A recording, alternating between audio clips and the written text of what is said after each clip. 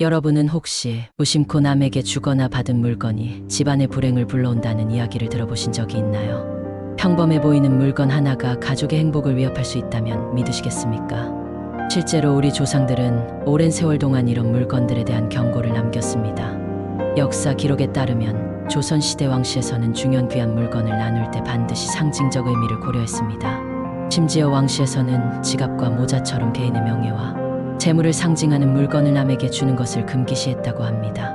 이는 단순한 미신이 아니라 수세대를 통해 검증된 생활지혜였습니다. 당신의 집안의 불행이 시작된 진짜 이유는 바로 그 물건 때문일지 모릅니다.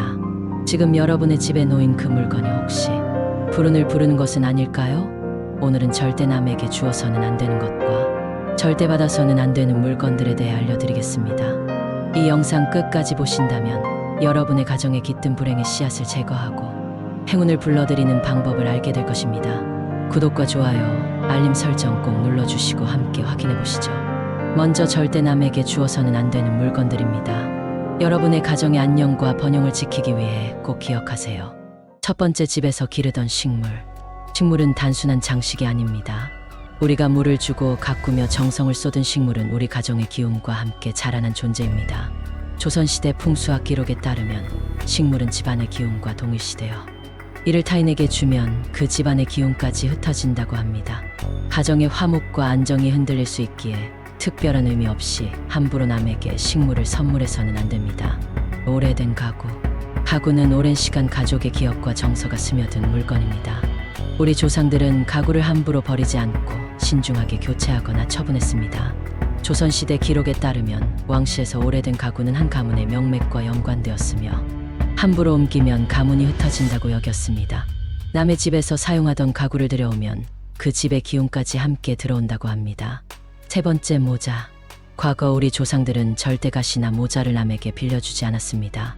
모자는 명예를 상징하는 물건이기 때문입니다. 이는 현대에도 적용됩니다. 역사적으로 관직에 오른 이들은 자신의 갓을 빌려주면 자신의 권위와 명예가 흔들린다고 믿었습니다. 함부로 남에게 모자를 주거나 빌려주는 것은 자신의 명예를 넘겨주는 것과 같습니다. 네 번째, 지갑. 지갑은 곧 재물입니다. 자신의 지갑을 남에게 주는 것은 나의 재물운을 당신에게 넘긴다는 의미가 됩니다. 이는 과거 상인들 사이에서 전해진 지혜로 번성하던 상가에서는 절대 자신의 지갑을 남에게 주지 않는 풍습이 있었습니다. 이 때문에 지갑은 반드시 신중하게 다뤄야 하며 특별한 의미 없이 선물로 주는 일은 피해야 합니다. 다섯 번째, 책. 책은 단순한 지식의 집합체가 아닙니다. 책은 학식과 지혜, 권위를 상징합니다. 조상들은 책을 스승이나 제자처럼 특별한 관계에서만 선물했습니다. 역사적으로 서원에서는 제자에게 책을 물려줄 때 특별한 의미를 담아 선물했습니다. 자신의 성취와 권위를 함부로 남에게 넘겨주는 일은 지양해야 합니다. 여기서 잠깐, 왜 물건 하나가 가정의 운에까지 영향을 미친다고 할까요?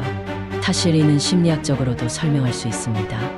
심리학에서는 물건의 상징적 의미라는 개념이 있습니다. 특정 물건에 대한 감정과 기억이 무의식적으로 우리의 행동과 결정에 영향을 줄 수 있다는 것입니다.